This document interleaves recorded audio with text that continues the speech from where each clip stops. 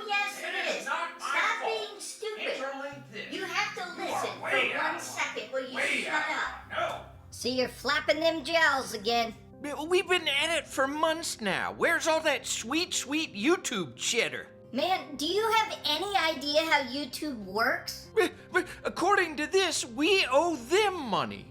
At least tell me that Jack Paul's review of Demolition Man is doing worse than ours. Listen, why don't you stick to the movies and I'll handle the business side of things? Good thinking.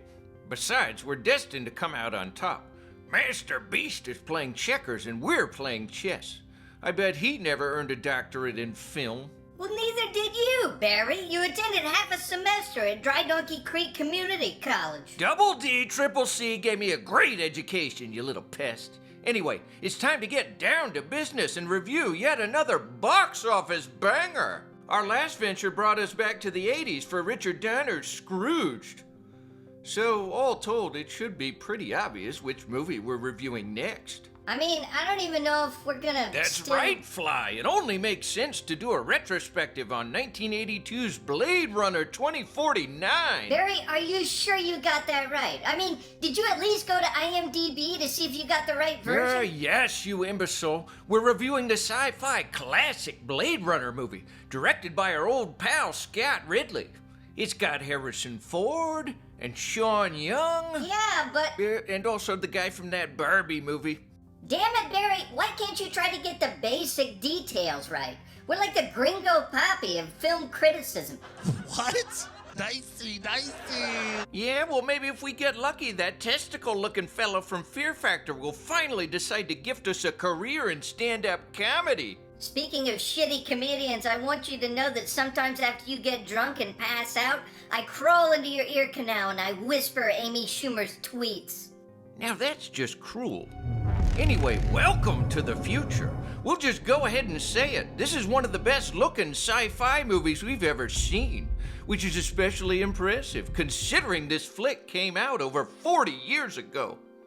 That's the power of practical effects, people. You can't cut it with CGI. Just ask those shitheels at Marvel. What about the pacing? A lot of people have said this movie's kinda slow. Yeah, I think their brains are kinda slow. I don't mind a movie that goes for a somewhat ponderous pace, as long as the characters and setting are interesting. So in order to understand this movie, we have to first understand what it means to be a replicant like Ryan Reynolds here. Replicants may appear human, but they're actually superpowered cyborgs manufactured by the Tyrell Corporation. For all intents and purposes, Ryan here is immortal. Yo, that's not remotely accurate. Replicants might be more powerful than standard humans, but they're still fully biological organisms. They're not cyborgs, and they can die. Tomato. Point is, we gotta discuss this character, Replicant K.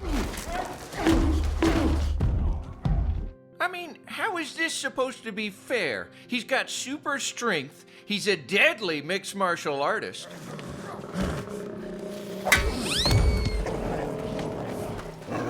He's got a car that flies. And just look at him.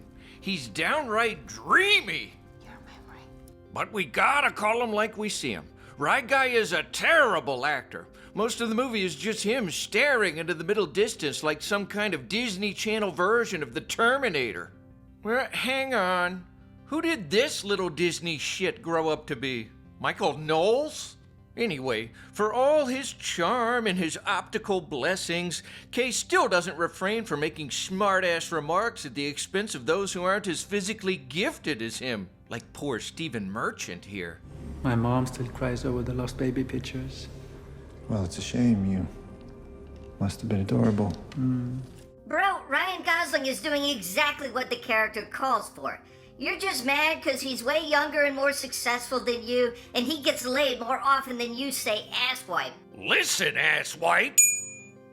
Yeah, what the hell is that thing?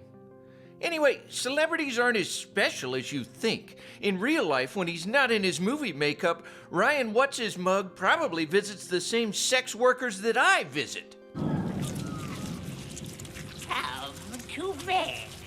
Well, this may blow your mind, Barry, but guys like Ryan Gosling don't have to pay for sex.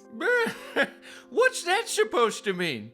You expect me to believe that these women are simply having coitus out of what? Sheer love of the game? Well, as long as we're off in fantasy land, we might as well talk about this movie's plot devices.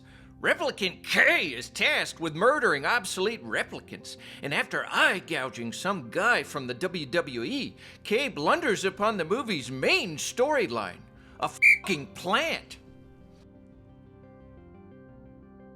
Yeah, it's basically the same plot as that Wall-E movie.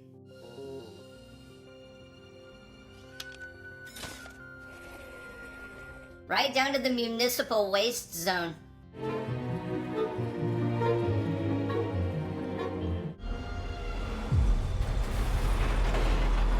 Oh, I bet you like the Wall-E movie, don't ya? They got the cute little cockroach starring as the robot's companion. Well, I mean, not just any roach, Barry. You know, that's Bugs Mathis. He's like our version of Daniel Day-Lewis.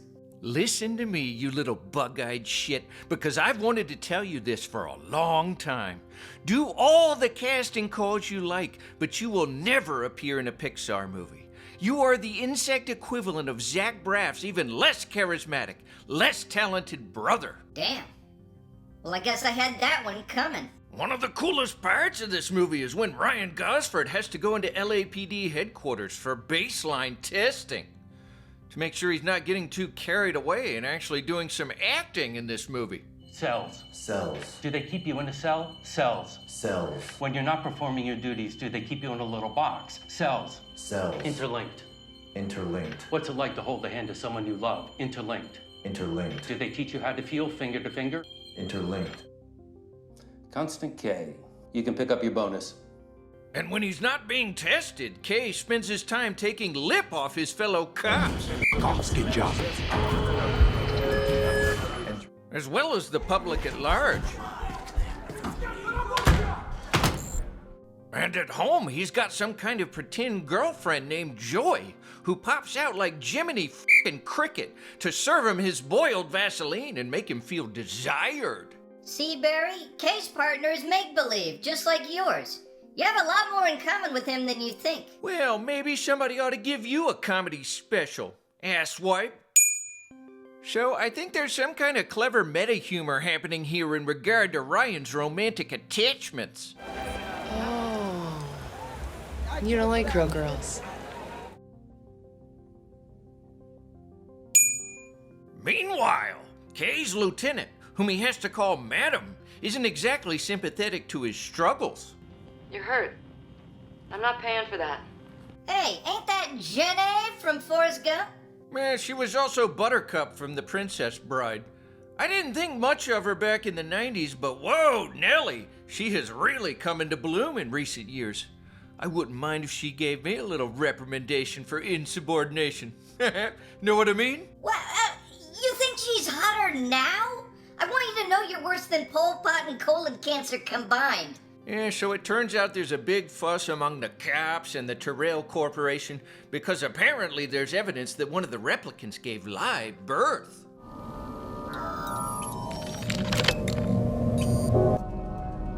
That's not possible.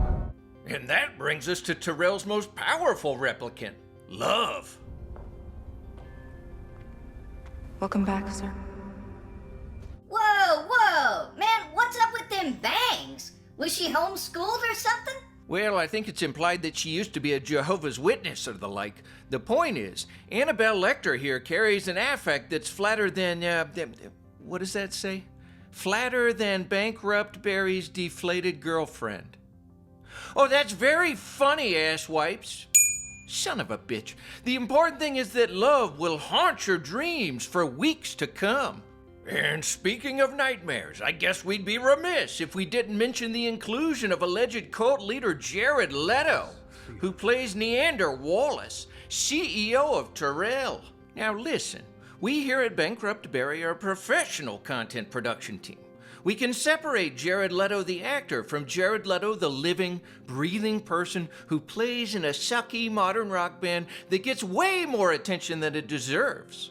By virtue of him being a well-known actor, coupled with the fact that most of the people who show up to those shows probably don't even like his music, so it's really more of a star f***er syndrome type thing. We can ignore the fact that the poor man's Jim Jones here once assaulted a hobbit for having the gall to criticize his shitty music. None of what we are going to say about Leto's performance as Neander Wallace should be construed as commentary on the actual Jared Leto, who allegedly possesses a scorching case of main character syndrome, and has faced allegations about certain forays with certain underage girls, running his creepy Camp Mars as a cult, and gifting loose condoms and rodents of unusual size to his co-stars during the filming of that stupid-ass Suicide Squad movie. We've got too much dignity to delve into all that tawdry shit. So, back to Blade Runner 2049. Hot Topic Joker here gets a little fussy because however sophisticated his replicants are, he can't seem to grant them the ability to procreate. At least, not on purpose.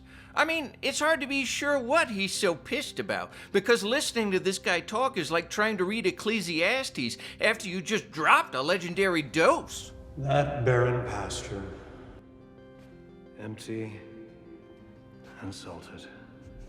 The dead space between the stars. But since his toys won't do his reproductive bidding, David Leto Wallace here opts to destroy them. Okay, here's my unbiased take. Captain 30 Seconds to Climax does a pretty good job as Wallace. We need more replicants than can ever be assembled. Millions, so we can be trillions more. You could definitely make the argument that he chews too much scenery, but then again, the character he's playing seems like he's meant to be an eccentric, self-aggrandizing tech bro. So you could also say it's the role Leto was born to play. But there is a child. Bring it to me. Ooh, see, that line sounds bad out of context. Be sure to tell Ellis to fix that when he does the final edit. We don't want to paint Mr. Leto in an uncharitable light. The child. I need the child. Thank you, Ellis. You are a gentleman and a scholar. Okay, so things become further complicated when Special K discovers that the fabled replicant child might indeed be him, which would make K the first natural-born superchild. Now, it doesn't make sense to me that a robot could procreate with another robot, Not robots, dipshit, replicants. God, you're bad at this. And it's time for the ad break. Time to get paid! Now, we've been watching those analytics, folks, and today's episode is sponsored by INCELLUS and their new line of build-it-yourself collectible mecha for unmarried men and women ages 40 and up. The newest models constitute the Iron Chastity line. So the concept is simple, folks. INCELLUS sends you a box of 8,000 tiny pieces, and you get to put on your finest pair of sweatpants, scurry to your elderly mother's darkened garage, and construct your very own highly detailed 1/18 scale mecha. While you're there, you'll have plenty of time to reflect on where things went wrong. Maybe put on your favorite album by The Cure. Eat some discount ravioli straight from the can with a dirty spoon. I don't know. Hey, genius! How about you try a little harder on your sales pitch? I'd rather not spend another month trying to gank electricity from the family next door. Well, I don't like shilling this stuff. Just feels like we're encouraging pathetic behavior. Shouldn't we be telling people to get out and get laid? Well, you're not getting laid either, you f***ing hypocrite. We're living in your dad's apartment. Buried somewhere under all the discarded pizza boxes and empty Kleenex cartons, he might even still be alive. Now, why don't you be honest and admit that deep down you actually think these robot thingies are rad as shit? Woo! Look at this bad Larry right here. Piss off. The promo code is MINTINBOX, which, based on our analytics, would also be a fitting description of our viewers' private parts. Anyway, if you sign the INCELLUS annual vow of celibacy, we can hook you up with a 20% discount. And that's all I got. Game on! So, the second half of Blade Runner 2049 consists largely of K running around trying to prove that him's a special, very good, handsome plus boy. He pays a visit to this very cool character whom I like to call the Giver. She's the Tyrell Corporation's most talented fabricator of memories, and her philosophy on memory is actually pretty sophisticated for a big-budget sci-fi action movie. They all think it's about more detail, but that's not how memory works. Anything real should be a mess. She's got a point, Barry. Remember that time your now ex-wife cheated on you with every single member of that Rascal Flatts cover band? I mean, you were devastated, but you were also a little bit turned on. That's a messy memory, so you know it must be real. See, the giver scene is a turning point in the movie because Special K can use her guidance to determine whether or not he really is the chosen son. She can tell whether a memory is fabricated or not. So Special K tells her his long, boring-ass story about trying to squander away a wooden horsey, which provokes the other kids at the MacBook sweatshop to kick the shit out of him. Someone lived this, yes. This happened. Holy goat-poking Christ! I withdraw all previous criticisms. Ryan Gosling just managed to do some acting. And he'll do some additional acting during his next baseline test, because that horsey story got him acting strange. Dreadfully. Dreadfully. Do you like being separated from other people? Distinct. Distinct. Dreadfully distinct. Dreadfully distinct. You're not even close to baseline. Did I mention that every last character in this movie is dying to take a peek at Ryan's Gosling? Well, I'm always here. It is invigorating being asked personal questions. Makes one feel desire. Do you enjoy your work, officer? I mean, seriously, did Ryan write the goddamn script for this movie or what? Even his hot boss wants to take a ride, and she's not even demanding money from him. What happens if I finish that? Shouldn't I get back to work, madam? Apparently the future is pretty wacky. Yeah, but our boy Kay will only get it on with his virtual girlfriend, Joy. Well, I mean, she doesn't have a physical body, so he has to get it on with Joy and sex worker Mackenzie Davis.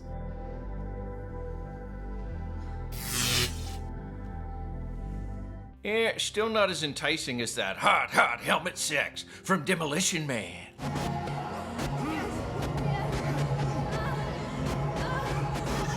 Well, it turns out that Elon Jr. here will not pay for child support. He will not be appeased until the alleged firstborn replicant is eliminated. And since the child is supposed to be Special Good Boy K, he sends Bangs here to carry out his dirty work. I like him. He's a good boy. Where is he? Like Right Guy, Bangs here is utterly obsessed with proving to both herself and the surrounding characters that she's not an NPC. Where is he? You're so sure. Because he told you. Because we never lie. Me in the mouth, dude. You gotta start giving trigger warnings before any scenes with love. She is horrifying. My little ass balls just retracted into my thorax. At the same time, her character raises important questions about what constitutes a human consciousness. I mean, can you think of a tendency that's more human than trying to insist on one's agency, one's uniqueness? We spend most of our lives consumed with a single solipsistic obsession. Me, me, me. Okay, rein it in there, Buddhism Barry. You've been watching too many Alan Watts videos again. So Special K's sleuth work finally leads him to, I don't know. I think at some point we must be near Vegas, because Kid Rock just finished his set, and the KR fanbase doesn't cotton to Right Guy identifying as a replicant. But he gets saved by Love, who calls in an airstrike while having her nails done and waiting for the stylist to come sharpen up her bangs. We finally get to meet Harrison Ford's Deckard, who functions as a metaphorical father figure for Kay. Mightn't happen to have a piece of cheese about you now, would you, boy? Yeah, but it turns out he's a bit too similar to your old man, Barry.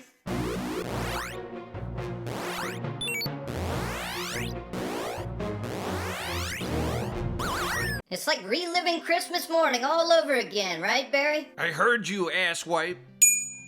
Anyway, the fly is right. Deckard's got a bit of bankrupt Brody in him. To this film's credit, the narrative takes a decidedly un-Hollywood course. Not only does Bangs kick the absolute shit out of Special K. Bad dog.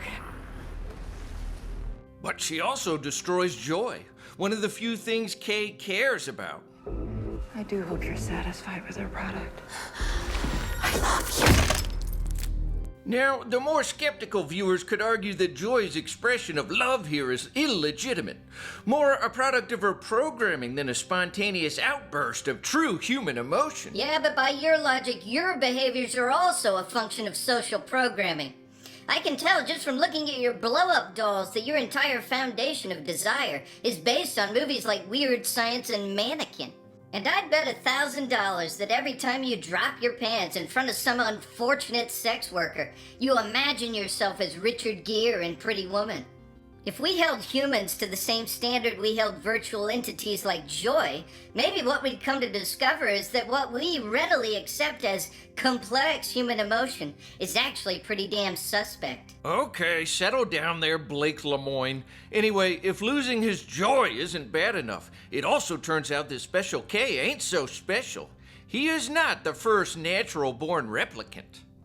You imagined it was you. We all wish it was us. That's why we believe. I mean, I may have taken a few cheap shots at Ryan Gosling, what with his good teeth, and his geometric hairline, and his perfect bladder control. But even I have to admit that the scene where he's confronted with an advertisement for a joy who doesn't even recognize him breaks my shriveled little heart. You look lonely. I can fix that. You look like a good Joe.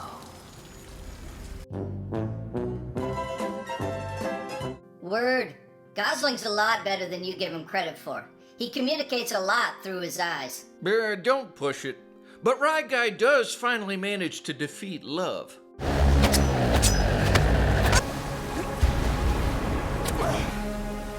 I'm the best one. Yep. I mean, eventually. You know, after he gets carved up like a possum on Thanksgiving.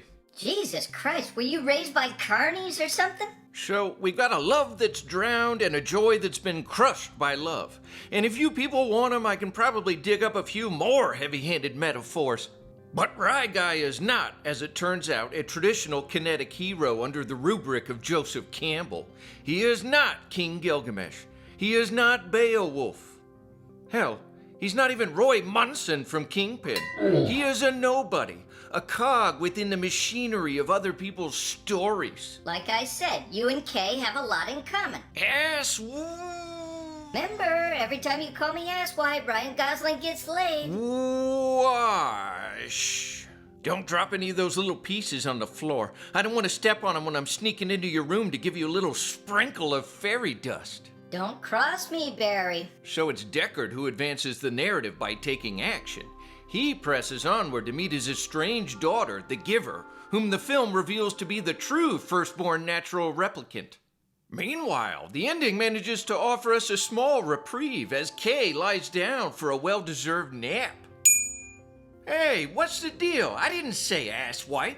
Yeah, but you were thinking it. More importantly, you smooth-brained, manatee-looking motherfucker, Kay is not napping. His ass got blown up and then stabbed like 17 times by love. Our boy is dying. Did you not notice that the musical score shifts briefly to the Tears in the Rain melody from the 1982 Blade Runner? I mean, seriously, how are you this bad at your job?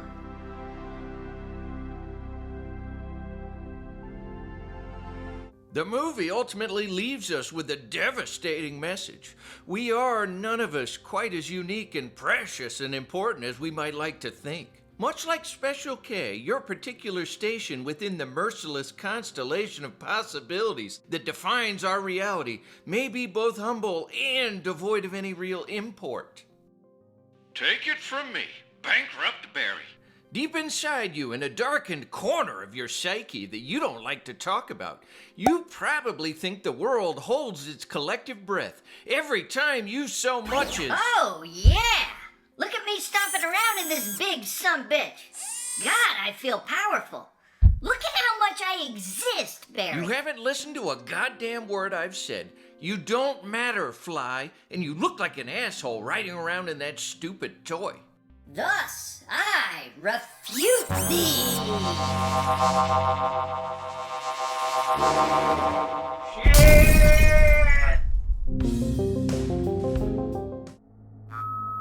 Let's begin. Recite your baseline. And blood-black nothingness began to spin. A system of fat cells interlinked within fat cells interlinked within lonely and pathetic cells. Fat cells. Fat cells. Do they keep you in a filthy apartment infested with rats? Fat cells. Loser! Fat cells. Have you ever eaten an entire box of jelly donuts by yourself, balding? Asswipe. I mean balding. When you're not performing your duties, are you logging on to Robin Wright's OnlyFans site? Lonely. Lonely. Lonely and pathetic, interlinked. Balding. God damn it, I mean lonely and pathetic interlinked. What's it like to hold the hand of a woman who's not made of vinyl? Interlinked and balding. Interlinked and balding. Within fat cells interlinked, lonely and pathetic. Dreadfully you stink. Within fat cells interlinked, dreadfully I stink. Ooh, oh, you little shit. So did I pass or what? Hang on. I forgot to hit record again. Okay, take it from the top. Recite your baseline. Baseline this, asswipe.